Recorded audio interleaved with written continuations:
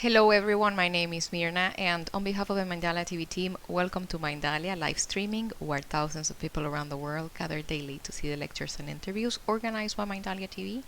Today we have the great pleasure of being joined by Hernan Jansen. Hernan is a hypnotherapist, spiritual healer, Olympic athlete. Hernan works with tools as self-love, for example, to achieve spiritual awakening.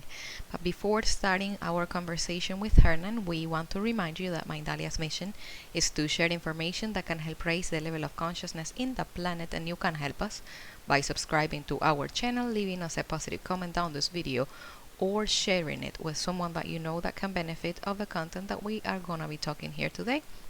Also, when we are live streaming, we have an active chat. It's a screen that you're going to be seeing on my side or under the video in case that you're following us from a smartphone, and through there you are more than welcome to interact with us. Now, also remember liking, subscribing, sharing this video with probably someone that you think that can benefit of the content that we're going to be talking here today. And without further ado, it is my great pleasure to introduce Hernan Jansen. Hernan, welcome to Mindalia. How are you? Thank you very much. Hello, Yuna. Hello, everyone. I'm really glad, excited, and grateful, blessed to be here for the first time in Mindalia TV to talk about self-love, a topic that me personally has changed my life, has literally saved my life, and helped me connect with my purpose. So I'm once again, very grateful to everyone joining us here live or maybe afterwards to share a little bit of my experience and knowledge. Thank you, Hernan. It is our pleasure to have you today. Let me ask you something. In regards to self-love, what can you tell us about it? You have achieved to work with self-love as a tool for spiritual awakening. Self-love is a term that many people are not like super familiar with what it is, on how it works. We are normally told or taught that we must be compassionate with other people, that we must, do several different things that are maybe not necessarily the best for understanding what self-love is. What can you tell us about it? How did you actually started like that awareness about the meaning of loving yourself? Yep. I agree with you. Self-love is one of those terms that everyone hears about, but not everyone knows what exactly it is, and yet alone how to achieve it. So, to me, I started to contact the terms of self-love because, as you said, I was an Olympic athlete. I devoted 20 years of my life to professional sports. I was a member of the Venezuelan national team. I traveled all over the world with 20 years of my life. And to me, painting was everything that it was, everything that I was, actually. My whole personality, my whole sense of self was around the idea of being successful. And now I see it in retrospective. I see how that was a mistake. Not the fact that to pursue a dream, but to surrender everything that you did, that you are, that you, to one idea or one person or one relationship, doesn't matter. Because when I found myself outside of the Venezuelan national team, to me it felt like everything disappeared. Everything who I was disappeared in one call. I received a call exactly the night before I was my 30th birthday. I received a call telling me that I was not going to be anymore in the Venezuelan national team. And from that moment on, year my life were like was like spiraling down. I started to lose my confidence, my self-esteem. Um, um, my business, the one from which I was living from, crumbled in that year. My relationship was destroyed also. I lost my house. It was like everything happened too fast because I didn't know who I was. And one summer night, I think it was 2016. It was not very long ago. Actually, I was preparing for this interview, and when I realized the date of that summer night, I was like, that was only like 3 years ago, because I was so desperate. I had no money.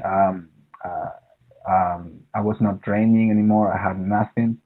I had only 10 euros left in my bank account. I was desperate, and I remember that that night I wanted to like motivate myself looking at a movie, a movie that always like pumped me up. And before every competition I used to watch, and okay, this movie is gonna save my life, and I'm gonna understand the whole concept of universe through this movie. So I started to look at the movie drinking wine. Hey, you need And, to let me interrupt you because you need to tell us what the movie is. yeah, I know.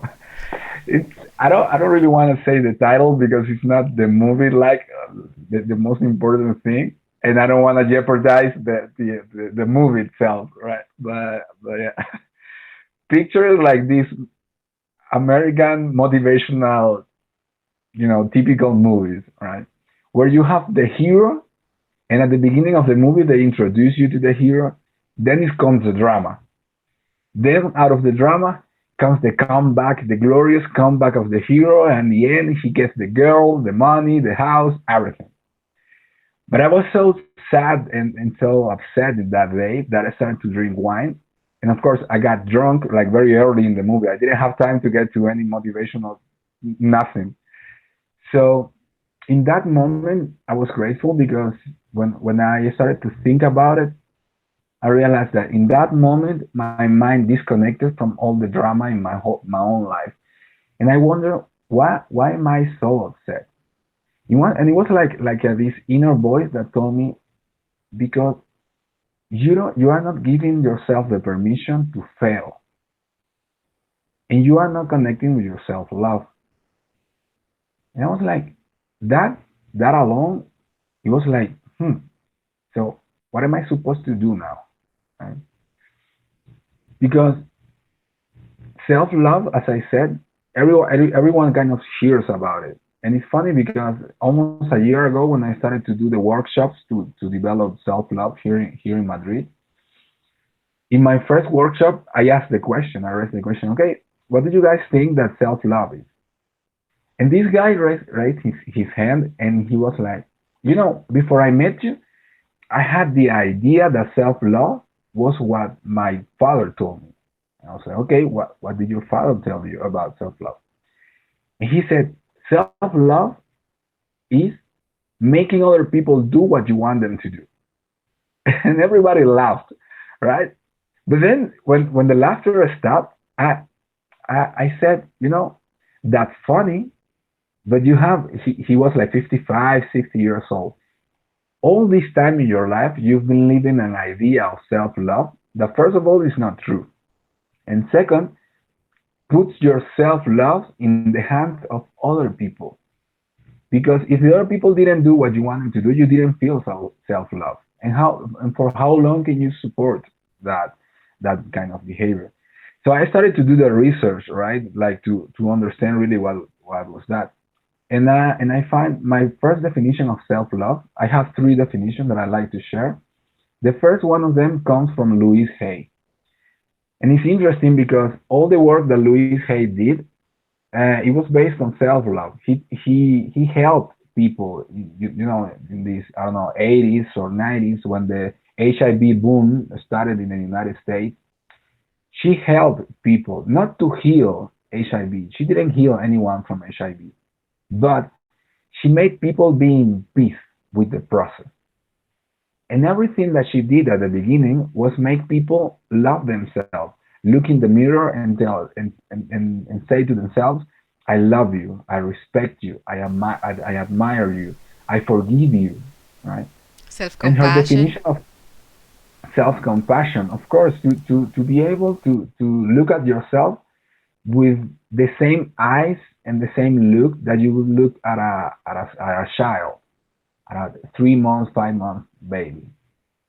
And her definition of self-love goes something like, self-love is the ability to love yourself, to love every part in you, even those from which you are not very proud of, to love those moments where you think you made a mistake, where you think you were mistreated, those qualities about you that you wouldn't want everyone else to know about. And also love everything else that is also perfect and beautiful about you. And this is so profound because it gives you a sense of reality. One thing that I want to share is that self-love is not to change everything that you don't like about yourself. No, it's accepting that some things you will like about you, but also you have the contrast. You have the white, the light, but you have the shadow, the black, and that gives you the balance, the balance that you need to walk. You don't walk only leaning to your right or leaning to your left. You walk leaning from one side to the other. You build your self-love leaning from what you like and what you don't like. You work on self-compassion, accepting what you don't like and building on what you like. And this already gave me like a sense of tranquility because it was like, okay, I don't need to erase everything that I did. I don't need to, you know, overcome this or that. I just need to accept more of me. And then it comes the question of, okay, how do I do it? Right? Now that I kind of know what it is, how do I do it? And here comes the second definition, which is from Deepak Chopra. Deepak Chopra, um, his definition is longer than Luis's, but he says there's a part that I like that he said, you start to build yourself love when you believe that you are a part of a higher plan, that you are living a divine design of your life. So when you understand that everything that happened, everything that is happening, and everything that is going to happen, it belongs to a blueprint designed by a higher self, whether you call it God, universe, source, vibe, energy, the name that you put it is always the same, universal love, is going to take you to the place where your expansion, your growth, your happiness and satisfaction are going to be a must, are going to be unavoidable. You are gonna be in that point where your growth is gonna be it's gonna flow out of you. Right? Those two definitions gave me like a sense of direction. And while I started to like okay working on the structure behind everything that is that is self love, I came up with a poem that I shared in Spanish for this interview. I tried like to adapt it and translate it a little bit, and it's what I want to share before you keep going with your question. And my this is my definition of self love, and it goes something like this: self love is like a lotus flower, beautiful and strong, that emerges from the dirty waters and mud. It opens itself through the cracks of the past. It breaks the ego that confined her to the dark. It overcomes the old fears and doubts. It loves the darkness as part of the process to reach for the light. Is not ashamed by being in the mud, but inspired for what she will become. It does not matter that any other would have surrendered or lose hope, because after all, she will find a way to rise and shine, to expand and surprise the whole world by its beauty and its strength, not to feed the ego, but to respect what she came for the sole purpose of reaching for the light and from within be transformed. Self-love is that wonder that is born from the worst. That's her true self, and if others don't support her, She simply don't care, and that's what makes her so great. That is definitely beautiful. Thank you for sharing the words, and thank you also for taking the time to translating them into English. That's definitely beautiful. I've been listening to what you've been saying, and one of the things that calls my attention is when you talked about the Louis Hay description first. It's the knowing what you wouldn't want anybody else to see, or loving, right? But to love them, you need to know them.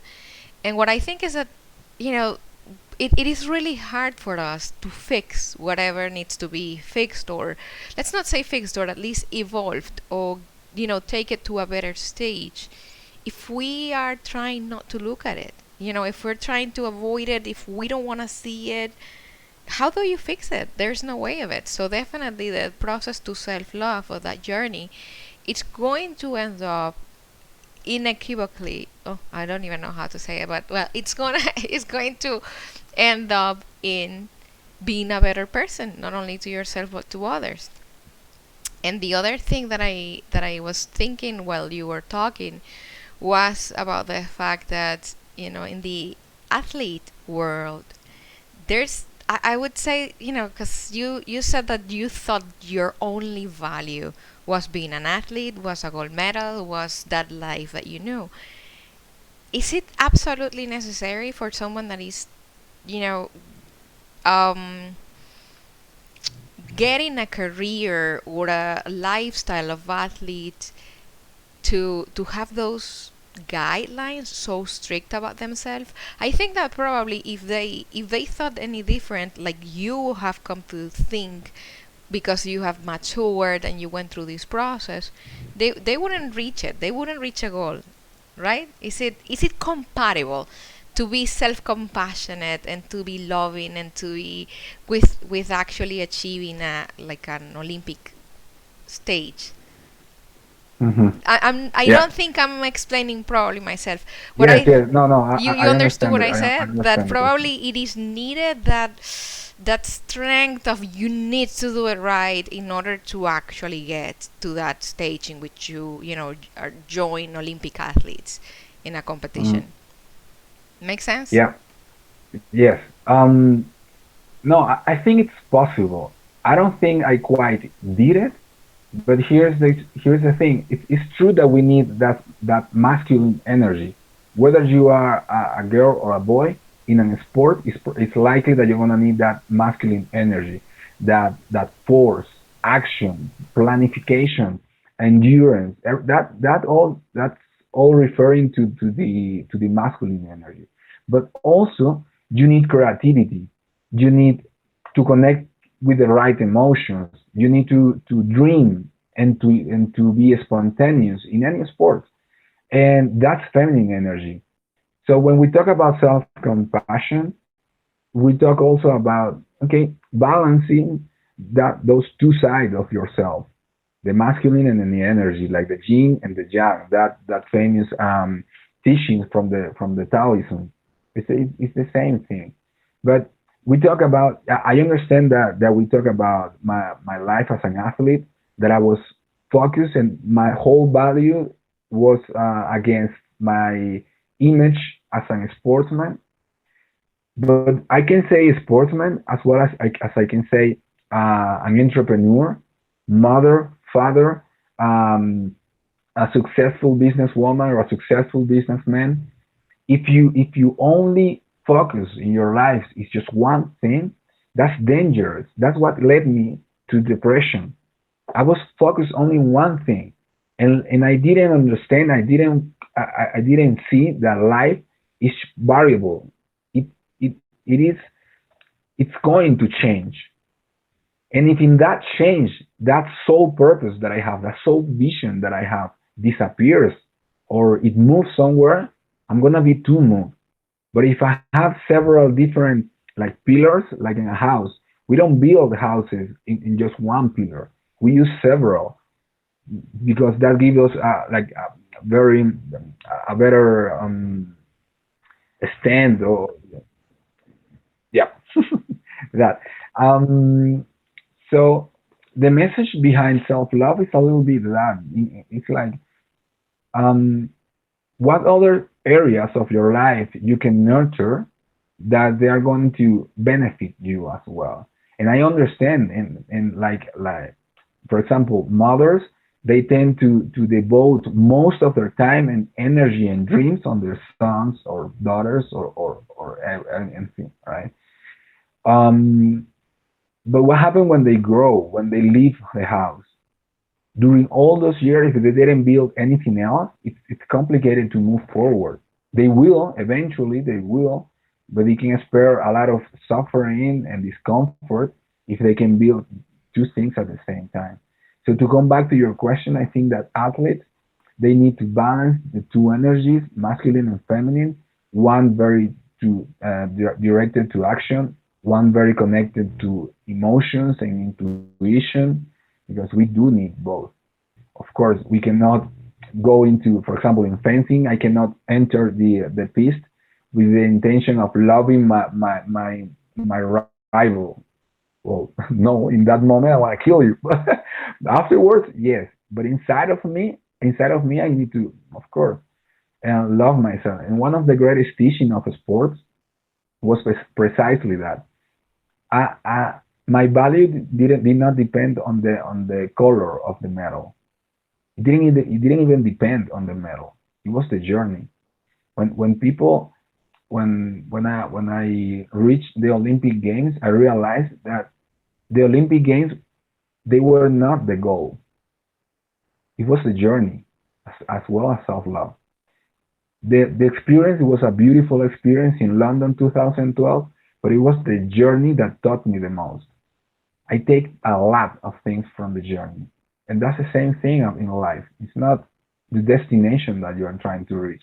And this sounds like a very, a sticker that you put in the car, and no, it's not. It's not the destination. It's the journey.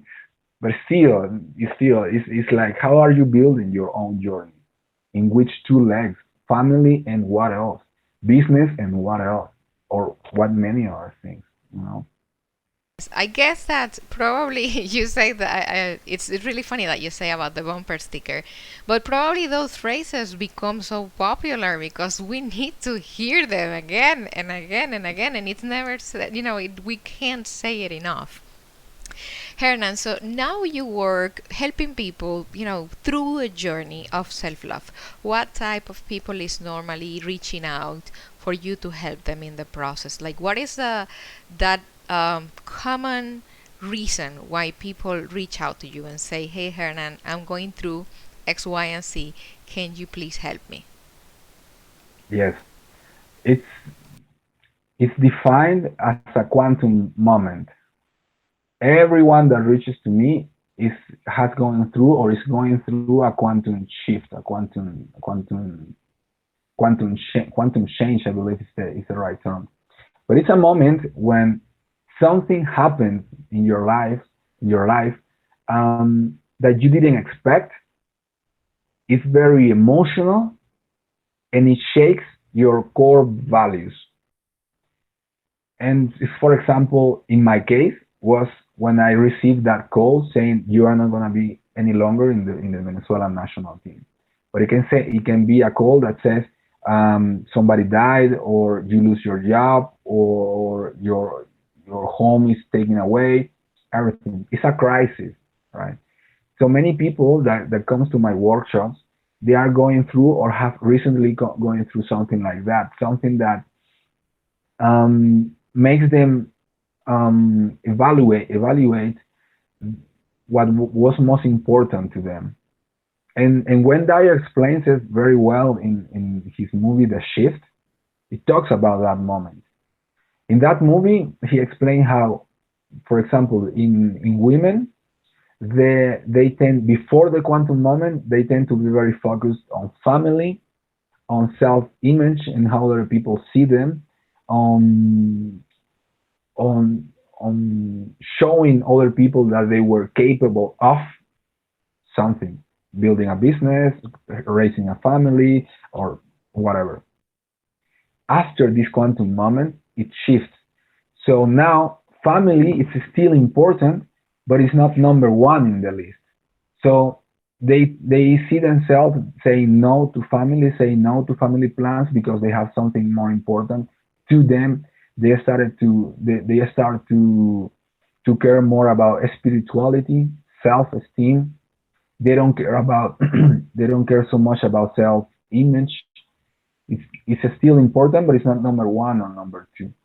So people that come to my workshops, they are trying to now adapt to the internal changes. To okay, now I know that I want to develop more time to self-development. I want to increase my self-esteem. I want to increase my self-love. How can I do it? How can I do it when everyone is used to see me like this, and now I'm changing, and they can adapt, and they are making the journey a pain in whatever place in your body, right? So I think that it's mostly women that come to my workshops, but in any case, in any of the two genders, they come for the same reason.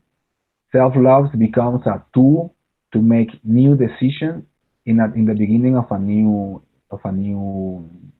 stage of their life, a new life. Okay, thank you. And what, like, more or less, how is the process when they go to your office? I want to learn how to apply self love, or I want to start loving myself. Is there any must that you include in that? Because I can feel, for what we've been talking, that every workshop is a little bit different depending on the dynamics and the people that are in it. But is there a most, like something that they must learn in order to go through that journey, or in order to achieve that self love state of mind? Yeah. Yes, I think there are things that they need to learn, and if I summarize it in one thing, it's critical thinking. I help people to develop critical thinking, to go through the three stages of developing self love that I believe that can help people. The first stage, it involves understanding your mind. And when I talk about understanding your mind, I refer to the fact that many people don't know why they repeat behaviors, why they have the same relationships over and over and over again, but with different faces. Why they do the same things over and over again, even when they know they don't want to do it, or they shouldn't do it, you know. So they need to understand why their mind is making them take that type of decisions.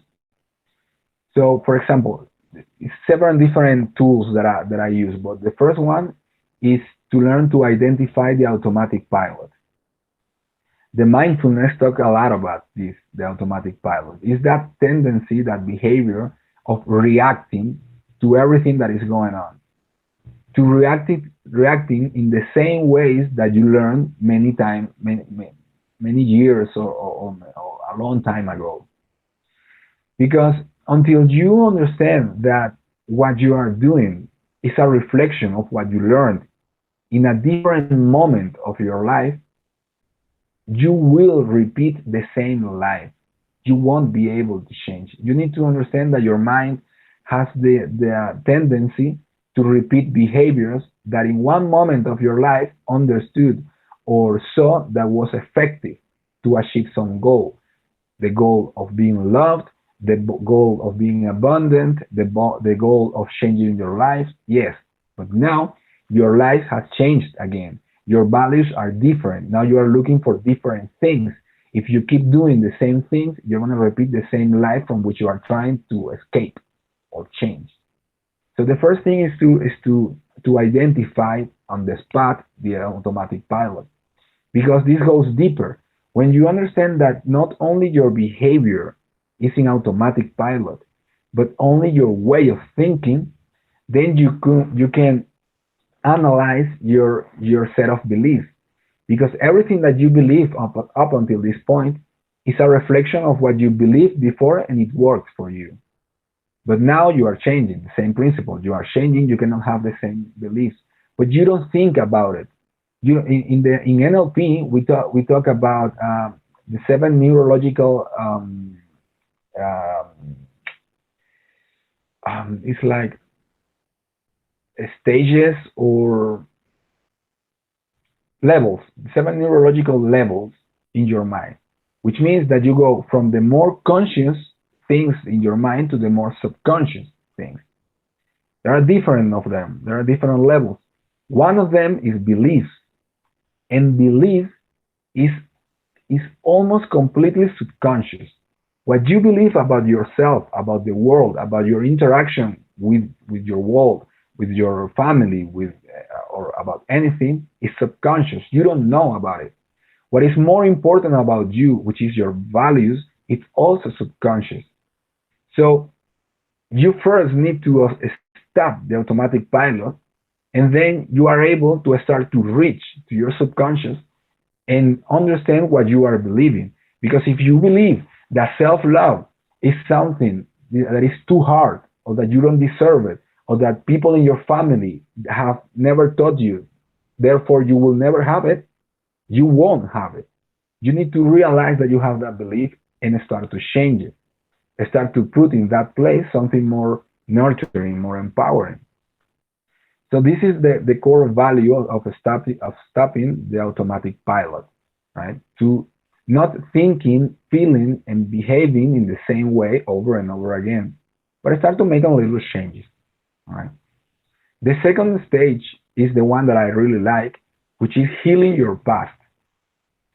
Because once again, if you are not able to look to your past and understand the teachings behind every experience, you won't learn.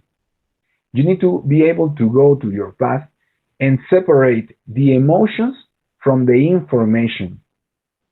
So the information becomes a tool for self growth and self development in the moment, in the present moment. And you leave the emotion behind. When you are able to make that distinction, you start to break in cycles, to close that chapter of your life, because okay, now you understand this. I don't want this kind of emotions, these kind of relationships, but this information I need so that I'm able to make better decisions in the present moment. And here it's important that you can. This is we talk a lot about karma in this moment, because karma is a source of information, right? And what karma sometimes is helping you to do is to look at your past and identify clearly, identify what you don't want in your life, and by contrast you define what you do want. So if you don't have the first, you can have the second. People reject. No, I don't want to go to my past because it's too hurtful. Okay, you don't go. You don't understand this. You won't have this. You won't be able to create, to imagine, to manifest this in your life. Let me help you to go back. Let me give you abilities, a set of skills that allow you to go back and not bring back the emotion nor the relationships or anything else that you don't want, but bring the value. And you're here in the moment, start the third stage of self love, which is building a new future. Once you understand your mind, you start breaking the automatic pilot. You are able to go to your past, learn from yourself, from the situations. By contrast, starting to define, now you start to empower yourself, and you start to analyze now what you want. Now that you understand that self love, self esteem, self growth are important to you, spirituality, you want to understand life through spiritual glasses. Okay, now how you want your life to be. And there is more like a structure, it's more like a coaching technique in that third stage. Okay, what do you want? What do you have right now? What do you need? Who do you need next to you? What skill do you need? What kind of what set of belief do you need? And so on and so forth. And those are, in my opinion, the three stages. People in my workshops go through all of three of them in about 2 months. We try to not do everything in a single weekend, but to do it in several days. And let me ask you something. You go through those layers with a hypnotherapist technique, or is it something completely conscious in which people are?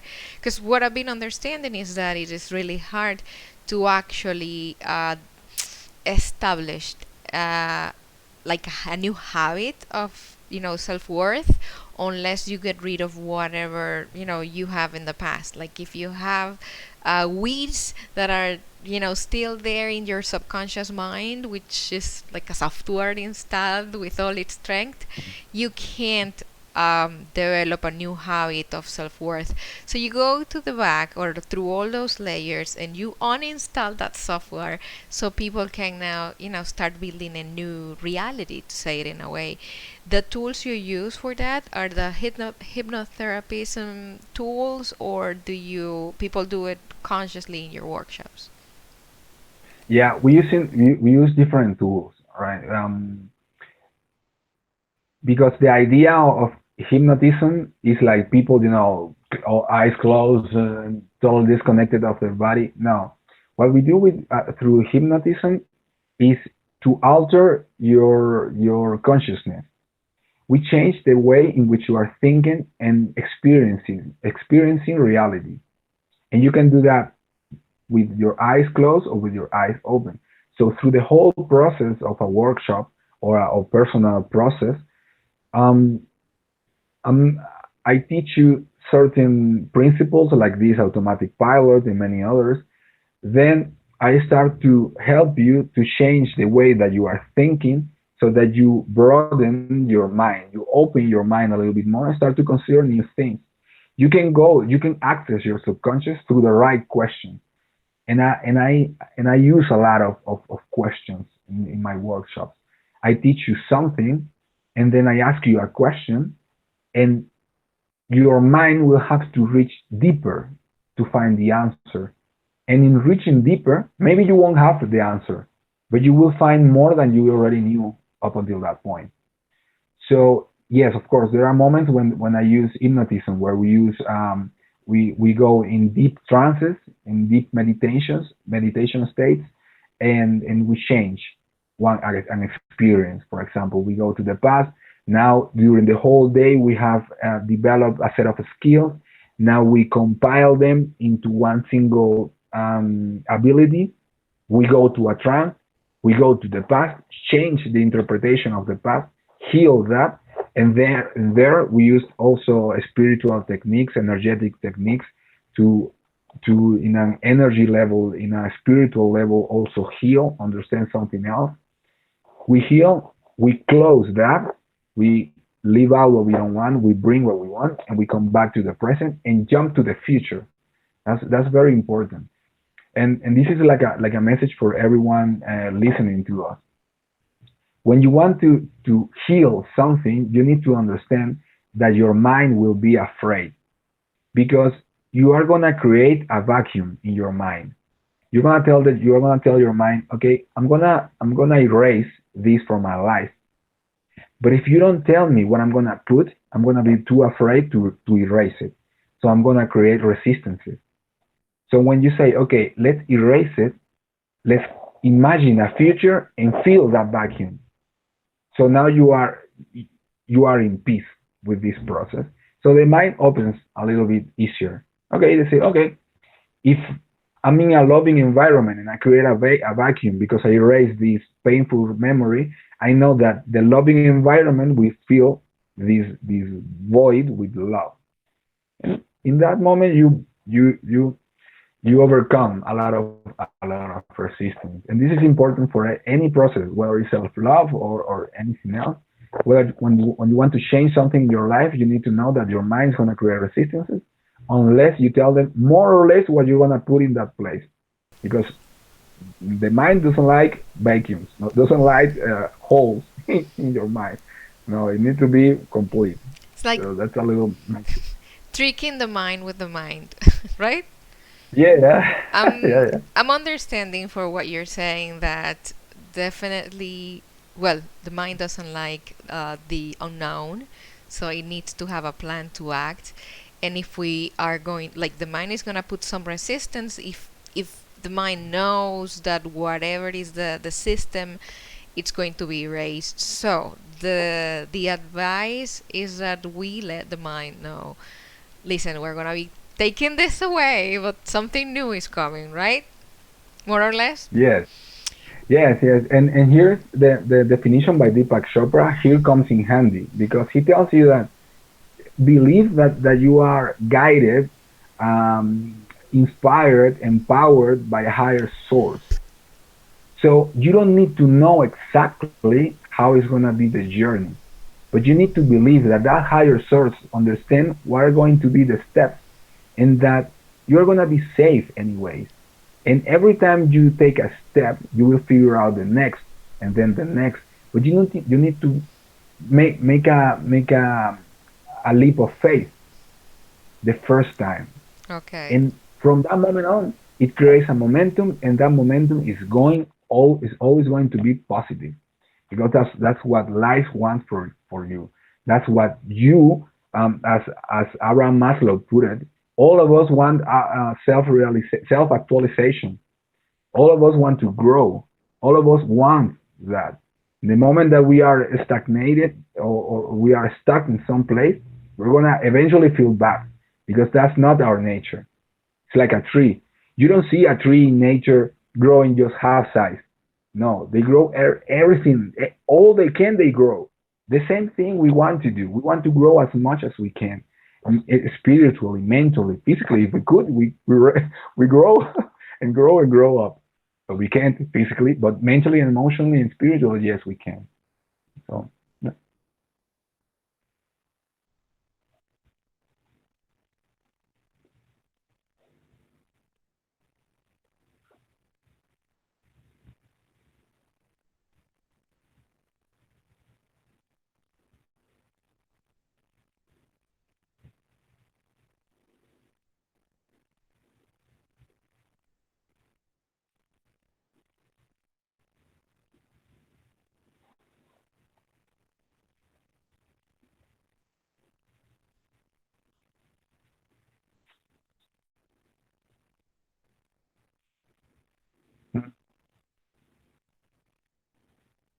yep.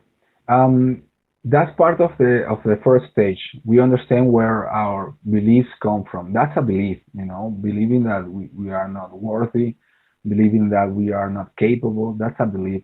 And there are two ways in which beliefs can be installed in your mind. One is by repetition, as you said, the day by day, led you to believe that you are something or you are not something, led you to certain beliefs. And the other one is by emotional impact. When you are, in a very critical moment, and something is and someone tells you something in that moment, you won't forget that, because it's so attached to the emotion, and the emotion is attached to your brain. This is more like neuroscience, but it's still it's good for for the answer. The emotion is gonna, like, tattoo that that beliefs in your mind. So here's the catch. Um, it's not only what happens to you, but how you interpret that happened to you. So before 7 years old, you don't have much critical thinking. So in that moment, you are a little bit defenseless. What people told you in that moment, whether through emotional impact or through repetition, you are very likely to believe, whether it's positive or negative. After that moment, you start to developing critical thinking. So it's important that the same thing as I was talking in the beginning. When you break the automatic pilot, you can understand that it's that belief that you have for so many years. You never really think about it. You never really thought about it. Maybe it's not useful for you anymore. But you need to stop believing that without even thinking about it. And for that, you need to go a little bit to your subconscious, make the right question, put yourself in a state of total disconnection of emotions, and see at the information. And then, after 7 years old, and as you go older, you need to understand that the lenses through which you see the world is going to define your experience. And Wayne Dyer talk a lot about this. He says, I think quoting Carl Jung, He says, when you change the way you look at things, the things you look at change. It's the same thing. When you change the way you look at a belief, that belief changes, and it's like renew. It's like how do you say in English? Actualizado, updated. It is updated. It is updated to your new version. But you need to change the way in which you see self worth. For example, who told you the first time that you are not worthy? When did they tell you that? And were it was true at all, or it was just their opinion? It's very likely that it was their opinion. Now, do you want to still believe in the opinion of someone else when you are trying to build yourself?